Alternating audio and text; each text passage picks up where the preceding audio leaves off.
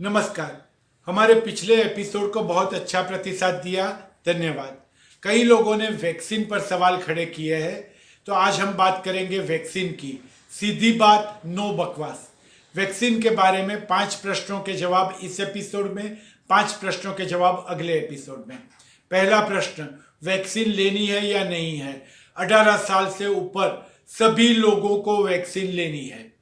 कोई इसमें हेजिटेशन नहीं, कोई डाउट नहीं, कोई शंका नहीं, सबको वैक्सीन लेनी है। सवाल दूसरा, कौन सी वैक्सीन लेनी है?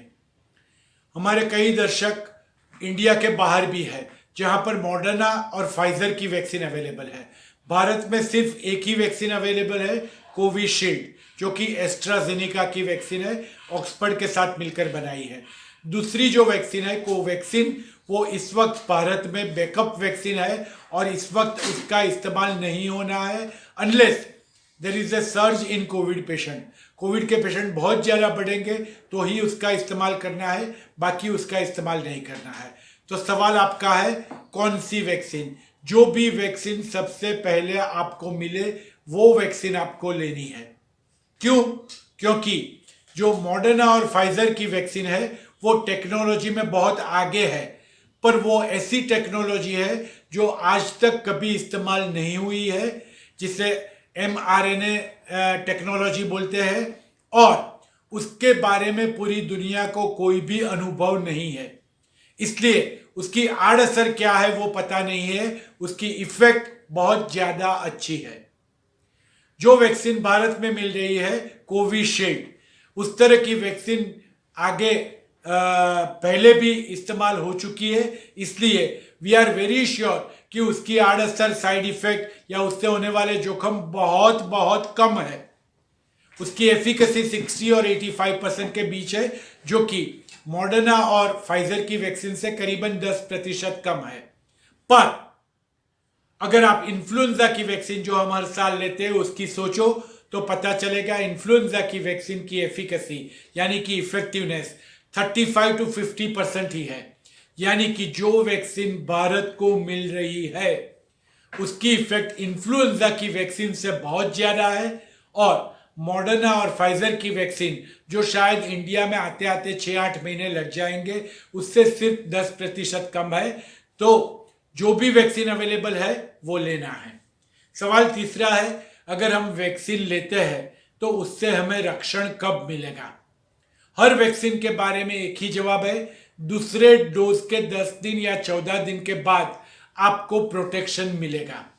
दूसरे डोज के 14 दिन के बाद आपको प्रोटेक्शन मिलेगा, पहला डोज, और उसके 4 हफ्ते, 6 हफ्ते या 8 हफ्ते बाद दूसरा डोज, और उसके 10 दिन के बाद आपको प्रोटेक्शन मिलेगा। तब तक मास्क, सैनिटाइजर और 6 फुट की दूरी बनाए रखनी है।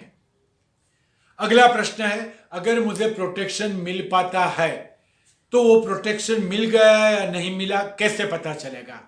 जवाब सिंपल है, वैक्सीन के दूसरे डोज के 10 दिन के बाद या 14 दिन के बाद आप अपने खर्चे पर आपकी ज़रूरियत के मुताबिक एंटीबॉडी का टाइटर करवा सकते हैं, और वो अगर बढ़ा हुआ है तो आपको पता चल जाएगा कि आपको प्रोटेक्शन मिला है।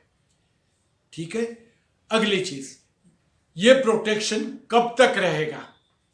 पूरी दुनिया में 4 में से एक भी वैक्सीन के लिए, और इवन स्पुतनिक के लिए जो कि रशिया की वैक्सीन है, किसी को मालूम नहीं है इस वक्त कि ये प्रोटेक्शन कब तक चलेगा। हाँ, अंदाजा जरूर है कि साधारणतः इस तरह की वैक्सीन में ये प्रोटेक्शन कम से कम 1 साल चलेगा, मे बी 3 साल चल सकता है। पर हो सकता है ये वैक्सीन हर साल या 1.5 साल आपको लेनी पड़े। पर यह प्रश्न इस वक्त रेलेवेंट नहीं है। रेलेवेंट यह है कि हमें वैक्सीन अभी लेना है। ठीक है। अगला प्रश्न है, ये जो भी वैक्सीन बनाए गए हैं वो बहुत जल्दी जल्दी बनाए गए हैं, इस पर कैसे भरोसा करें?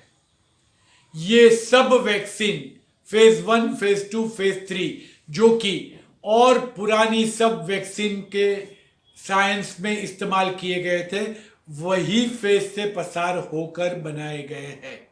हाँ, इन फेजेस का ओवरलैपिंग किया गया है, पर याद रहे कोई भी वैक्सीन अनसाइंटिफिकली नहीं बनाया गया है। कोवैक्सीन, जो वैक्सीन भारत में अप्रूव किया गया है बैकअप के तौर पे, उसकी फेज 3 ट्रायल पूरी नहीं हुई है। पर बाय द टाइम अगर उसकी जरूरत पड़ी, जो कि शायद 4 या 6 महीने के बाद हो सकता है, बाय दैट टाइम उसके फेज 3 रिपोर्ट्स भी आ जाएंगे। तो ये सब वैक्सीन पूरी साइंस को इस्तेमाल करके किया गया है। कोई भी साइंटिफिक प्रोटोकॉल में डेविएशन नहीं किया गया है। जल्दी इसलिए किया गया है कि ज्यादातर कंपनीज वे रेडी विद द जीन्स, जो भी स्पाइक प्रोटीन के जीन्स की जरूरत है उसके साथ पिछले जनवरी में ही ये सब लोग तैयार थे, और इसीलिए ये वैक्सीन जल्दी से आ रहा है। ये सब वैक्सीन इतने छोटे टाइम में आ रहे हैं, ये हमारे साइंटिस्ट की अचीवमेंट है, ये डाउट करने की जगह नहीं है। तो यहां रुकते हैं, पार्ट 1 ऑफ वैक्सीनेशन खत्म करते हैं। दूसरा भाग और भी इंटरेस्टिंग आ रहा है अगले एपिसोड में। नमस्कार।